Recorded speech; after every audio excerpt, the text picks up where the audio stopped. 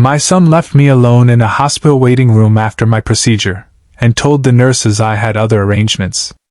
I was sitting there with no phone charger, $40 in my pocket, and a bandaged wrist, trying to figure out how I was going to get home, when an old woman in a wheelchair rolled up next to me and said, "Pretend to be my grandson. My driver is pulling around in 3 minutes, and the man who just walked out on you is about to watch you leave in a car that costs more than his house." I know how that sounds. I know you're thinking the same thing I was thinking in that moment, that she was confused, or lonely, or maybe just not all there. I'm 63 years old.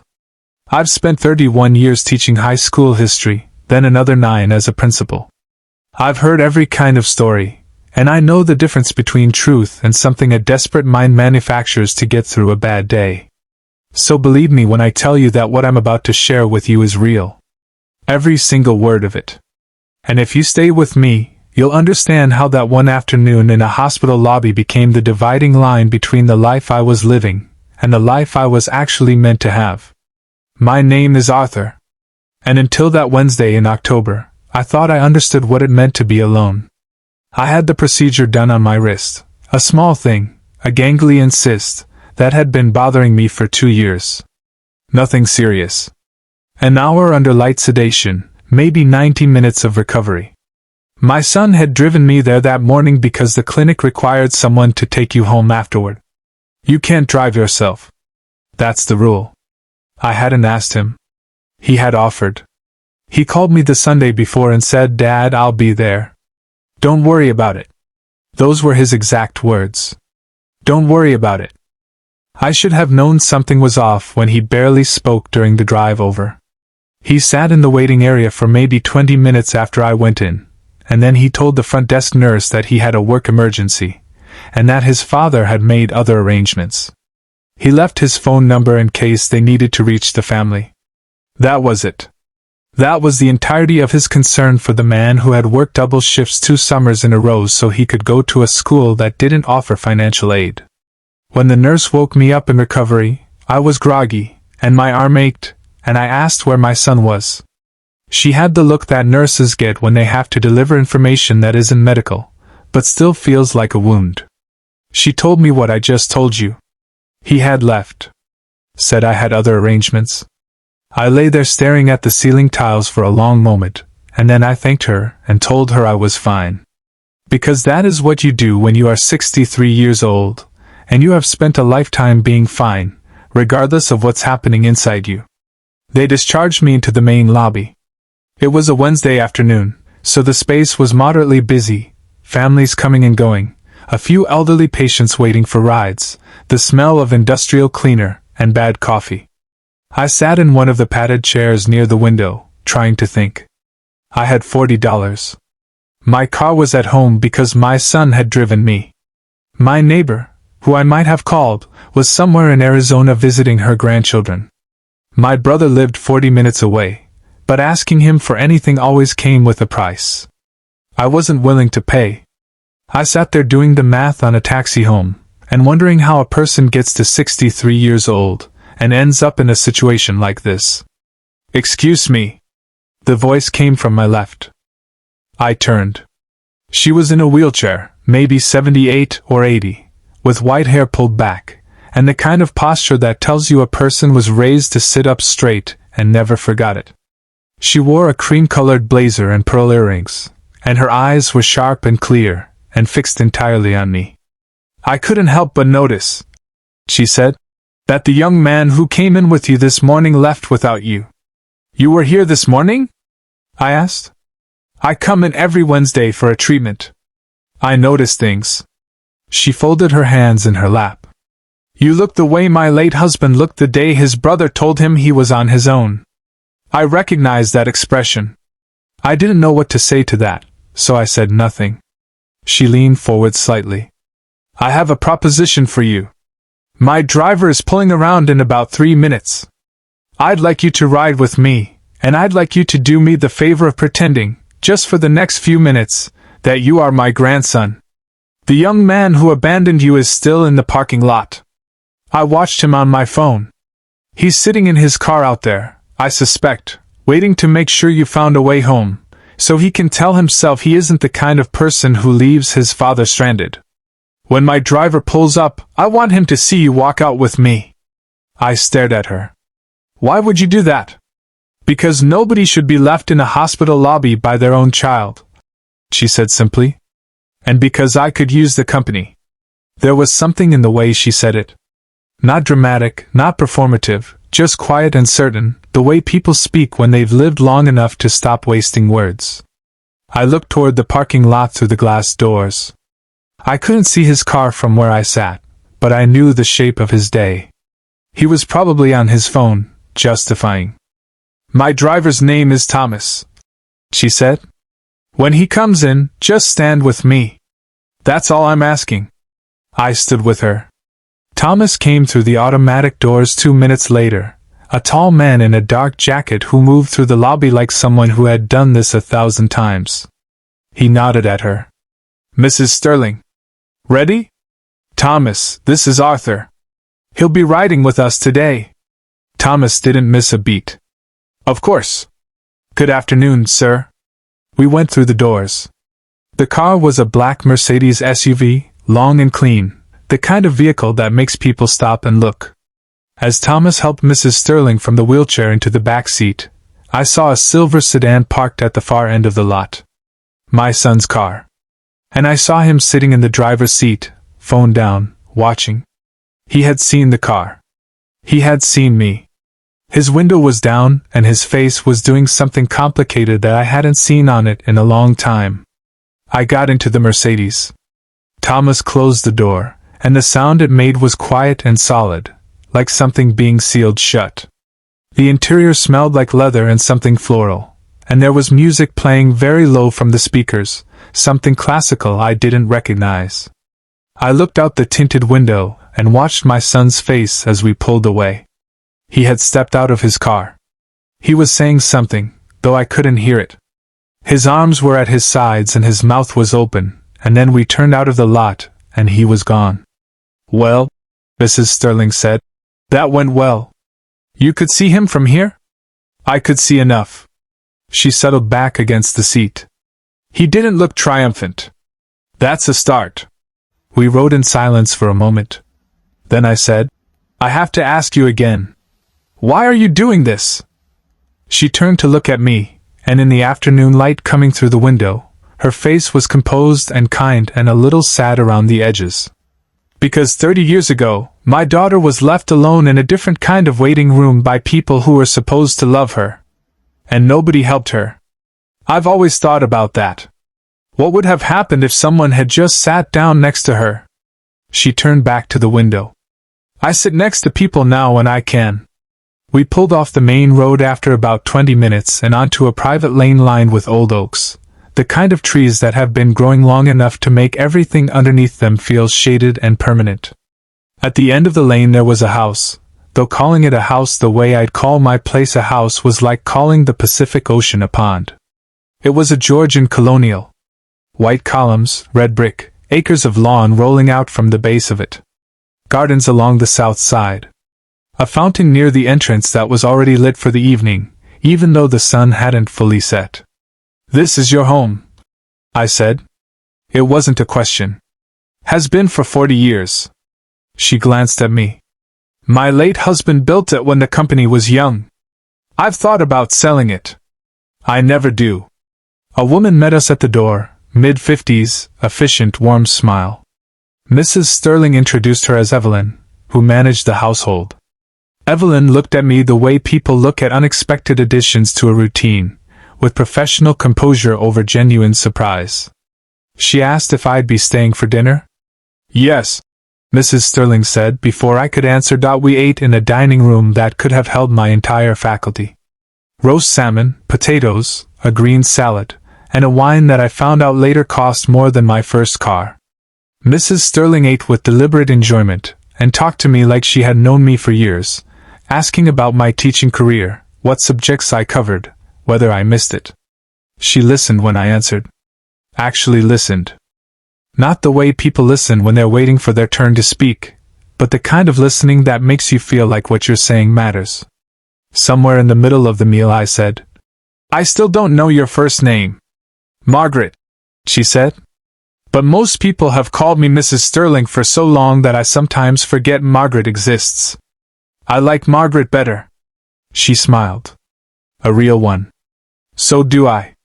After dinner, she had Evelyn show me to a guest room and told me Thomas would take me home in the morning, that she had something she wanted to discuss with me first, if I was willing to stay. I almost said I couldn't. 30 years of being practical, of not inconveniencing anyone, of making myself small so I'd fit inside the life that had been given to me instead of the one I might have chosen, all of that rose up in my chest as a reflex. Then I thought about the hospital lobby, about my son walking out, about $40 and no way home. I'll stay, I said. I didn't sleep much. The room was large and quiet, and the sheets felt expensive, and I lay awake doing what I always do when the world changes too fast. I went over the details looking for the catch. A wealthy elderly woman invites a stranger home from a hospital lobby. That sentence has about 15 ways it ends badly. But when I traced back through the afternoon, I couldn't find anything that felt wrong. She had given me nothing but consideration. She had asked for nothing but company. Whatever she wanted to discuss, I could listen and then decide. In the morning, Evelyn brought coffee and a breakfast I didn't expect.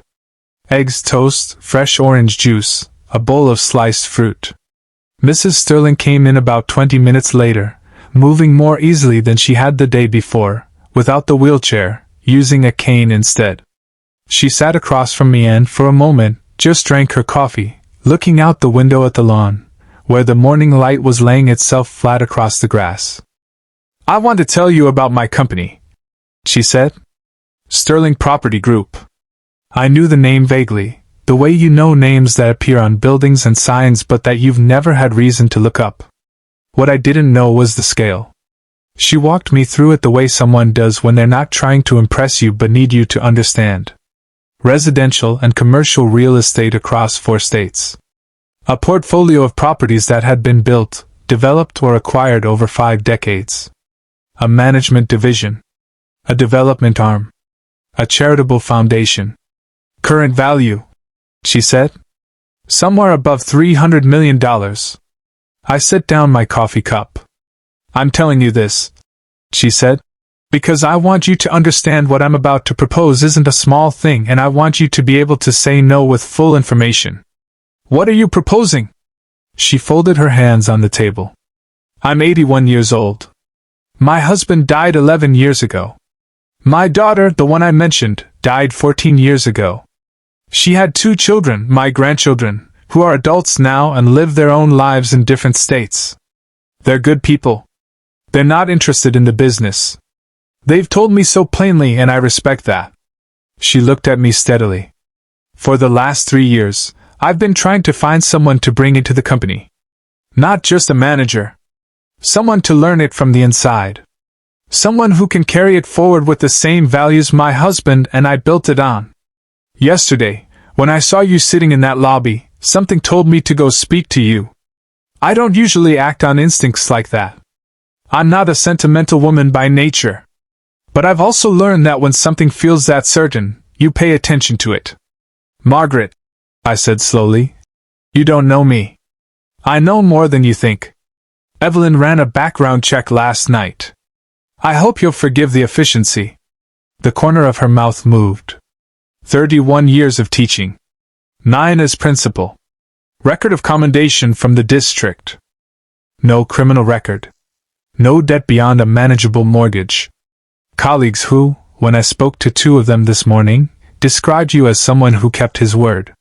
She tilted her head. I know enough to have this conversation. I sat with that for a long moment. Outside, a bird was doing something complicated in the oak tree nearest the window. What would this look like? I asked. You'd come here.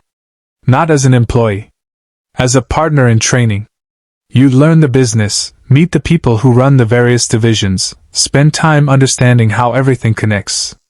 I'd pay you a salary during that period, more than your pension, I imagine. And when I'm confident you understand it, we'd move toward a formal partnership arrangement, and eventually a position in my estate planning. You're talking about making me your heir. I'm talking about giving the company a future, she said. Those are related things. I told her I needed time to think. She said she'd expected that, and that Thomas would drive me home whenever I was ready. I asked for an hour, and she gave me the library, which had floor-to-ceiling shelves and a window seat that looked out at the fountain.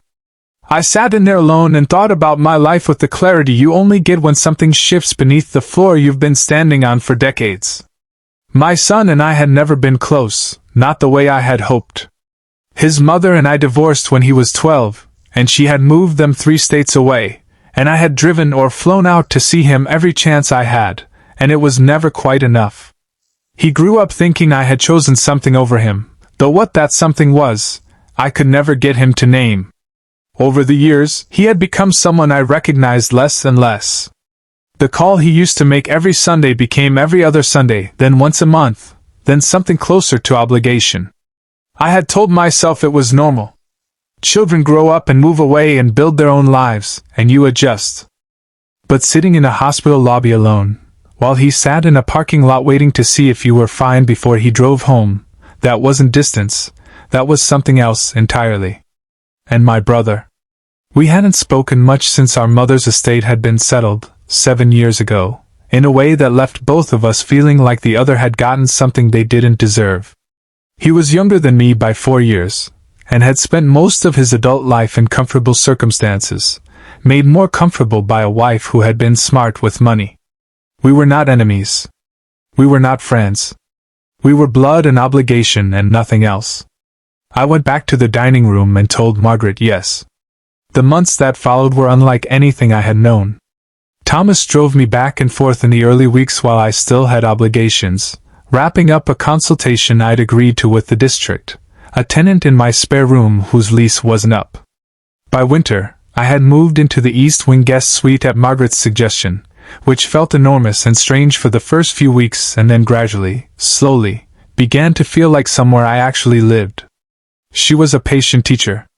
Every morning after breakfast she walked me through some aspect of the company, how the residential division was structured, why they had made certain acquisitions and not others, what she looked for when evaluating a property management team.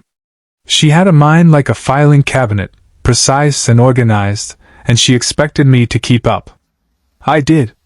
30 years of teaching teenagers meant I knew how to absorb material, and I found that I had a genuine appetite for this, for the logic of it, the way a portfolio could be read like a long argument with a thesis and evidence and counterpoints. Evelyn told me one evening, when Margaret had gone to bed early, that she hadn't seen her like this in years. "She has purpose again," Evelyn said. "You gave that back to her." I didn't know how to answer that, so I just nodded. My son called me in November. I was in the study reviewing documents when my phone lit up with his name, and I felt the old reflex pick up, make it easy, smooth it over. I let it ring. He called again the next day. On the third call I answered. "Dad," he said, "I've been trying to reach you." His voice had that careful quality it gets when he knows he's done something wrong, and is calculating how wrong it actually was. "I heard you moved. Where are you living?" "I'm fine," I said. "How did you hear?" A pause. "Someone from your old neighborhood mentioned it." "Listen, I want to explain about the hospital." "You don't have to explain." "I do, because I feel terrible. Julian there was something happening at work, and I panicked, and I made a bad call. I knew you'd figure it out. I knew you'd be okay. You knew I had $40 and a bandaged wrist." Silence. "I'm not calling to go over it again," I said. "I just want you to know that I'm well. I'm living somewhere that suits me, and I think we should give each other some space for a while." Space. He said the word like I'd said it in a language he was still learning. "Dad, what is going on? I've been hearing things. People are saying you're living in some mansion with an old woman nobody knows, that people can say what they like. Is this woman taking advantage of you? Because if someone is exploiting you in some way, I need to know. I'm your son. I have a responsibility here." The word responsibility hit me somewhere that had been numb for a long time. I stood up from the desk and walked to the window that looked out at the side garden. The fountain was running even in November. A small luxury Margaret refused to turn off. "You had a responsibility in October," I said. "At a hospital. You remember." He went quiet. Then, "I want to come see you." "Not yet," I said. And I ended the call. Margaret heard about it at dinner. I told her because I had learned quickly that she was the kind of person who could be told things directly, and who would respond in kind. She listened, then set down her fork. "He'll come regardless," she said. "When people feel like they're losing access to something, they show up. He doesn't know what's here. He knows something changed. And that's enough." She was right, as she usually was. My brother arrived first. He showed up at the gate one Saturday in December. I never found out how he got the address. And Thomas, following standing protocol, called the house before letting anyone in. I stood in the hallway and thought about it. And then I told Thomas to let him through. He came into the front room and stood there looking at everything, the way my sister-in-law Claire had looked at things in that other story I read once. Or maybe it was just the way people look when they're calculating. His eyes went from the chandelier to the artwork to me. And in that sequence, I could see exactly what he was thinking. "Arthur," he said. "My God! Hello? I had no idea." He spread his hands. "I mean, I heard things, but I thought people were exaggerating. Who is this woman? Her name is Margaret Sterling. And you're living here?" "I am." He sat down without being invited, which was characteristic. My brother had always moved through spaces as if his presence entitled him to them. "Listen," he said. "I'm not here to pry. I want you to know that. I know we haven't been close lately, and I know part of that is on me. When Mom's estate was settled, I handled it badly. I've wanted to say that for a while." He had not wanted to say that for a while. If he had wanted to say it, he would have said it in the 7 years since our mother died. But I sat down across from him and waited because I had learned from Margaret that silence is its own kind of pressure, and that most people will fill it with the truth if you let them. "I've been having a rough year financially," he said. "The investment my wife and I made in her brother's business didn't pan out the way we hoped. We're not destitute. Don't misunderstand. But things are tighter than they should be at our age." "I see. And when I heard about all this," he gestured at the room, "I thought maybe we could figure out a way to help each other. Family helping family. You know how I've always felt about that." I knew how he had always felt about that. He had felt that family helped family when there was something in it for him, and was less available on the occasions when the help needed to flow the other direction. "What kind of help are you looking for?" I asked. "Just a bridge. A short-term thing. A loan. Really. Until we can restructure." He named a number. It was significant. I looked at him, my brother. 4 years younger. Someone whose childhood I shared. Whose face I had seen at every Thanksgiving table for 6 decades. There was something real in him under all the calculation. The way there's usually something real in people, even when they're at their worst. But the realness doesn't obligate you. "I can't help you with that," I said. He blinked. "Arthur, I'm not in a position to be lending money. And even if I were, I'd want to think carefully about it, given our history." His expression shifted, that shift people make when the polite layer dissolves. "Our history. What does that mean?" "It means that when I needed help you weren't there. Not for the money I asked for when I needed the roof done.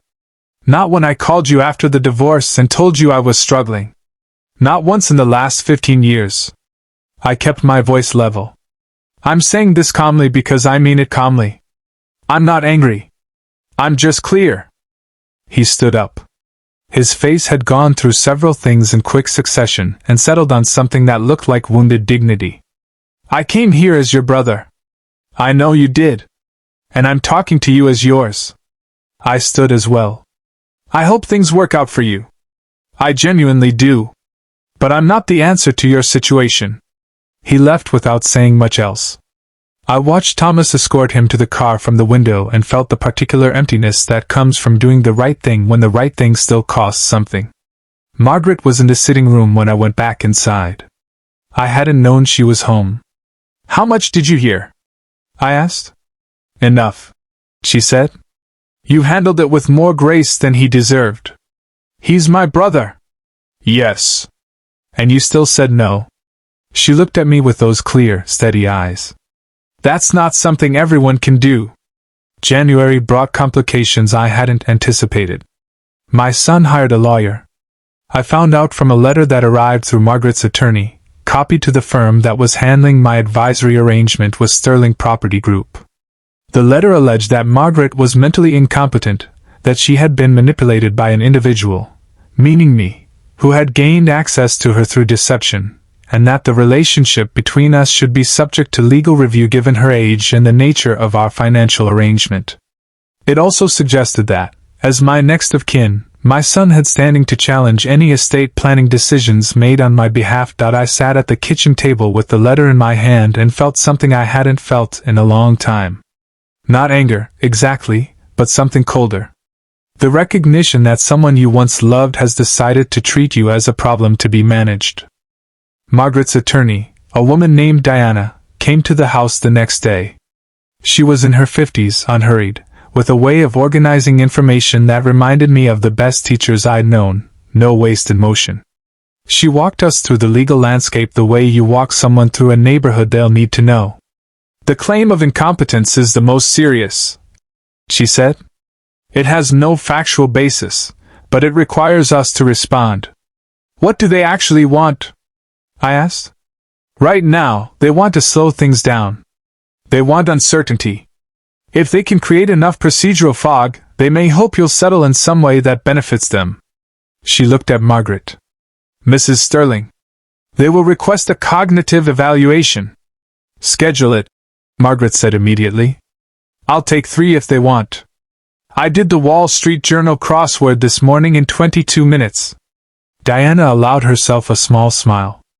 "I'll also need you to understand that they may call witnesses. Your household staff, business associates, anyone who can speak to Mrs. Sterling's state of mind and your relationship with her. Call them all," Margaret said. My brother, I found out 2 weeks later, had agreed to submit an affidavit supporting my son's position. He had written, under oath, that I had been behaving erratically since the autumn, that I had rebuffed family attempts to check on my welfare, and that my association with Mrs. Sterling had begun under circumstances that raised serious questions. He described my hospital stay, my departure in the Mercedes, and his visit to the house in December, characterizing my refusal to lend him money as evidence of a change in personality consistent with undue influence. Diana read the affidavit aloud to us in the study. When she finished, Margaret said, "What a thoroughly unpleasant family portrait." "I'm sorry," I said. "Don't apologize for other people's choices, Arthur. You've done nothing wrong." The preliminary hearing was in February. It was not a trial, just a proceeding to determine whether the petition had enough merit to continue.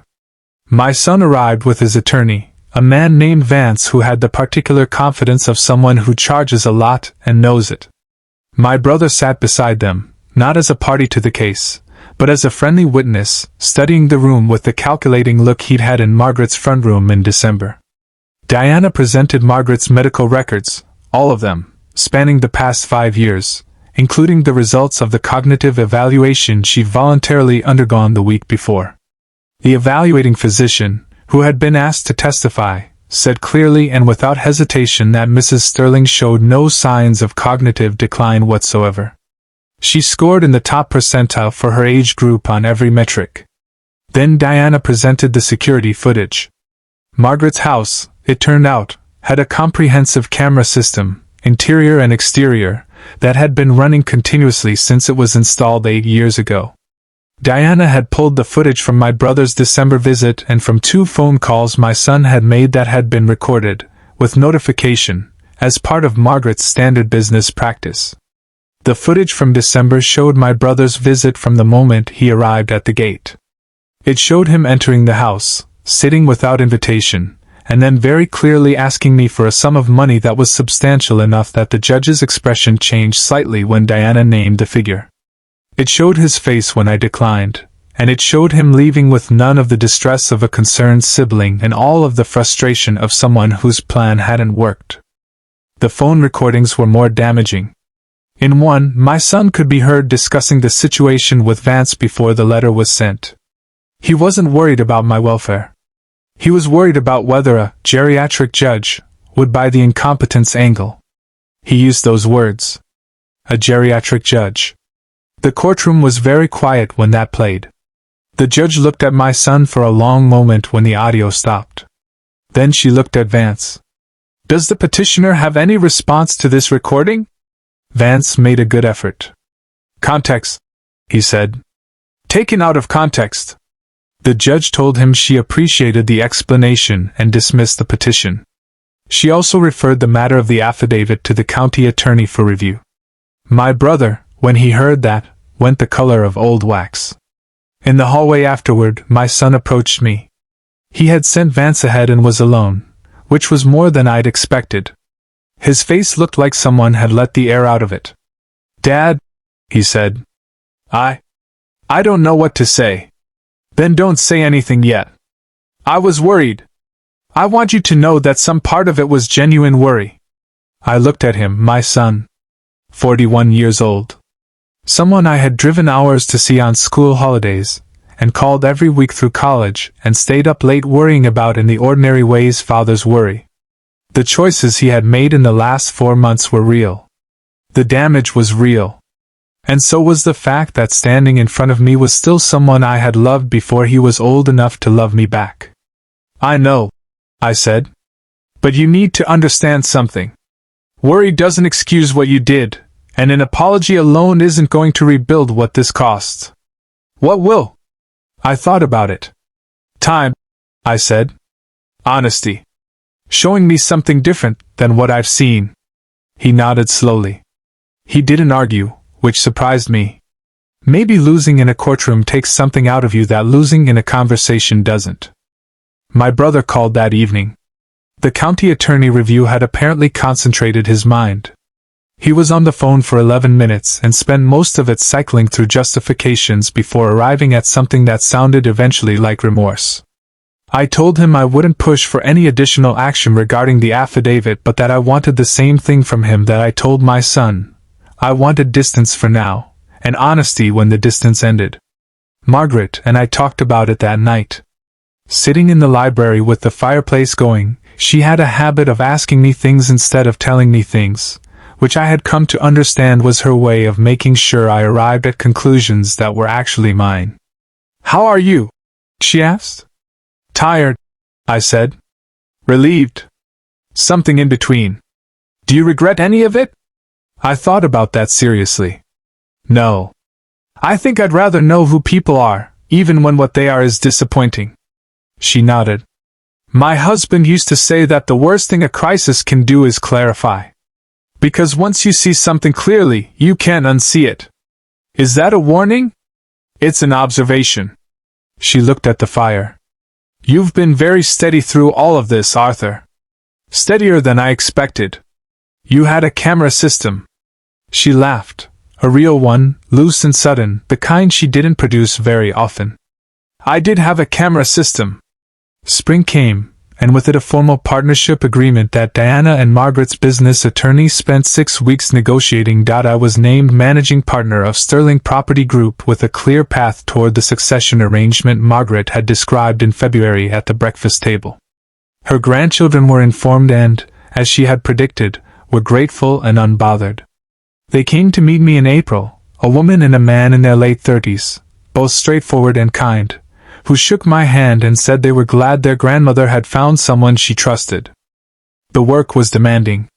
Margaret had been right that I had an aptitude for it, but aptitude and fluency are different things, and there were months when the gap between them felt very wide. I made mistakes. I admitted to them. Margaret corrected me without theater, which was more valuable than any kindness she could have offered in its place.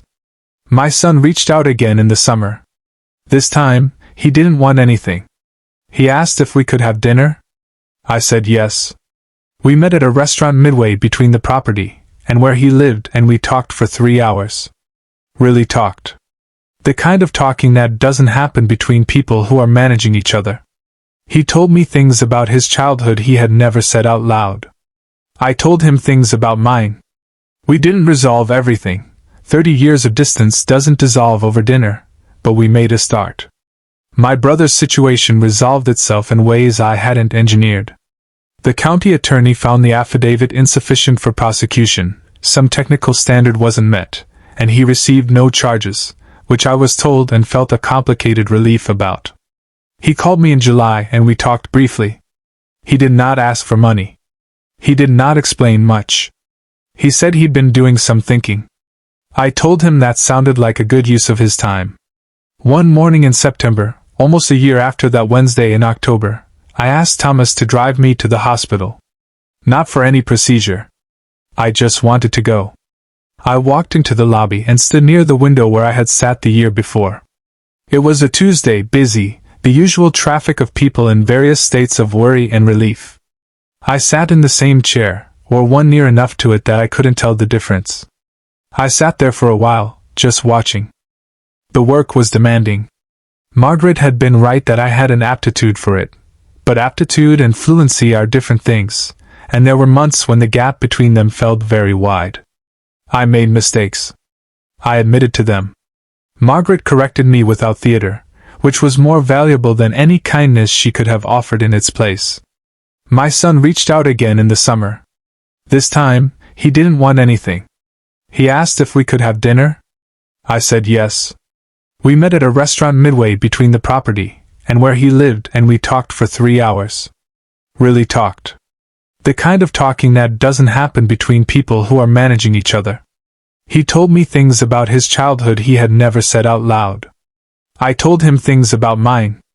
We didn't resolve everything. 30 years of distance doesn't dissolve over dinner, but we made a start. My brother's situation resolved itself in ways I hadn't engineered. The county attorney found the affidavit insufficient for prosecution, some technical standard wasn't met, and he received no charges, which I was told and felt a complicated relief about. He called me in July and we talked briefly. He did not ask for money. He did not explain much. He said he'd been doing some thinking. I told him that sounded like a good use of his time. One morning in September, almost a year after that Wednesday in October, I asked Thomas to drive me to the hospital. Not for any procedure. I just wanted to go. I walked into the lobby and stood near the window where I had sat the year before. It was a Tuesday, busy, the usual traffic of people in various states of worry and relief. I sat in the same chair, or one near enough to it that I couldn't tell the difference. I sat there for a while, just watching. A man came in alone, maybe 65, holding his arm against his chest, his face doing what faces do when you are trying to hold something together in public. He sat 2 chairs down from me and stared at the floor. I waited a moment. Then I said, "Rough day?" He looked up, surprised anyone had spoken. "Yeah," he said. "Yeah, you could say that." We talked for 45 minutes. I didn't make him any promises about luxury SUVs or business empires. I just sat with him and listened while he worked through something about his wife and his daughter and a diagnosis that was manageable but had felt, when it first arrived, like the world ending. By the time they called his name, he looked different, not fixed, but less alone. On the drive home, I sat in the back of the Mercedes watching the October trees go past and thought about the year behind me. The things I had lost, the familiar contours of a life, the comfortable smallness of knowing what each day would hold, the particular numbness that comes from having given up expecting more. The things I had found, Margaret, the work, a version of myself I hadn't known was still there under all those decades of making do. When we pulled through the gate and down the oak-lined lane, Margaret was standing at the front door with her cane and a cup of tea, which meant Evelyn had told her I was on my way back and she had come out to wait. She did that sometimes. I had stopped being surprised by it, and started just being glad. "How was it?" she asked. "Good," I said quietly. "I talked to someone." "Good." She handed me the cup she'd been holding, which I realized now had been for me. "Evelyn made that lamb you like. It's about 20 minutes. We walked inside together and the door closed behind us, and through the window I could see the fountain catching the late afternoon sun, and somewhere in the oak tree, the same bird, or one just like it, was doing something complicated again in the upper branches. I thought about what Margaret had said the very first morning, sitting across the breakfast table with a decision between us, about the company needing a future, about those being related things, the future and the family you build to hold it. She had been right about that. She was usually right about the things that mattered, and I had learned over the past year that recognizing someone else's wisdom is not the same as diminishing your own, that taking help when it's offered honestly is not weakness, that a man can reach 63 years old having spent those years on good work and honest living and still find that the truest version of his life was waiting around the corner he hadn't turned yet. I was left in a hospital lobby with $40 and a bandaged wrist, and I thought my son had ended something when he walked out those doors. I understand now that he had only revealed the hollow shape of what we'd been to each other so that what we've been trying to build since could be something with weight to it, something worth the effort. The worst abandonment of my life became the door I walked through to find everything I didn't know I was missing. And if you've ever sat in a waiting room of any kind, waiting for something to get better, waiting for someone to show up, waiting for your life to start making the kind of sense you always thought it would, I just want you to know that sometimes the person sitting down beside you is exactly who they appear to be, and sometimes, if you let them, they'll change everything.